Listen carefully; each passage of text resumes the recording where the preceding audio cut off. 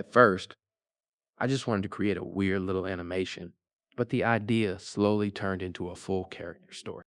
I kept testing different animations, different AI generations, and different ways to make the character feel more believable.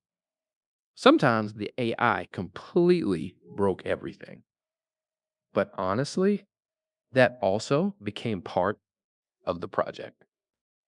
For the final scene, I took the last frame from the crash animation and turned it into a completely new rain shot. That was probably the moment the project finally started feeling like an actual short film.